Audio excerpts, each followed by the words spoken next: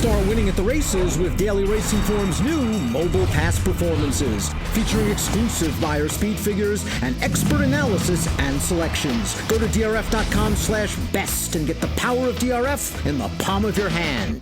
Hello and welcome to Daily Racing Form's preview of the 2020 All-American Futurity at Ruidoso Downs on Monday. I'm Steve Andersen, and we'll go through the field really quick for the 440-yard race worth $3 million. This is a very good renewal this year, and it culminates a good, solid season, and considering the circumstances of our world this year up at Ruidoso. So it's a good field, this race. Top 5 qualifiers from the August 21st time trials joined the top 5 times from the August 22nd trials. There were 32 qualifying time trials, so it's been a tough race to get into.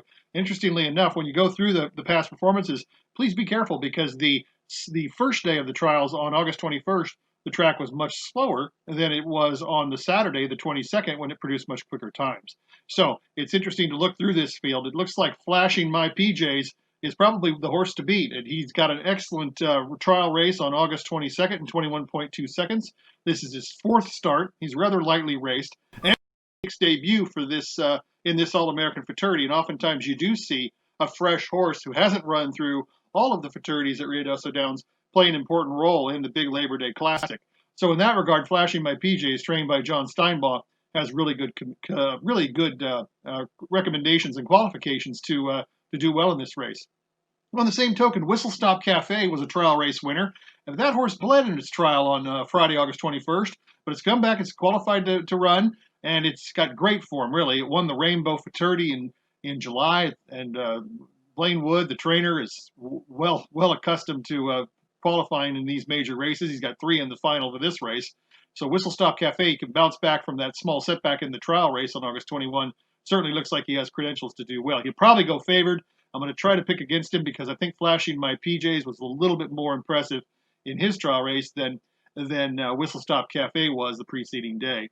There's going to be a sentimental choice in Jets, owned by Bobby Cox and now trained by Juan Vasquez. His trainer from earlier this summer, John Buchanan, died in late August after some heart issues.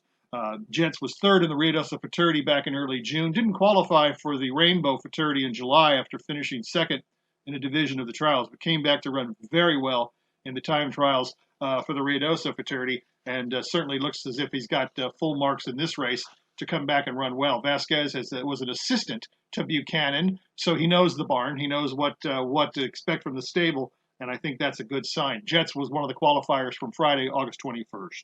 Also, another horse to look at who ran very quickly in the Saturday trials is Instigator. And this horse ran in 21.2 seconds. This trainer's only win of the year from 18 runners going into this weekend at Ruidoso. So it's a bit of a surprise to see this one in the field and having done so well in the time trials. He's a bit of an outsider, but I think that he can easily run 1, 2, 3.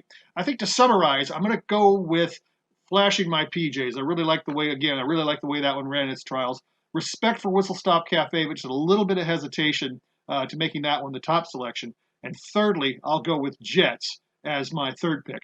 And I think this is a good race for some exactas and a good finish to the meet at Ruidoso. 440 yards for these 2-year-olds, $3 million on the line. So a lot of prize money at stake here. And this is the 10th and final race on the Monday program at Ruidoso. And as usual, wagering offered on drfbets.com. Have a big Labor Day weekend. Thank you.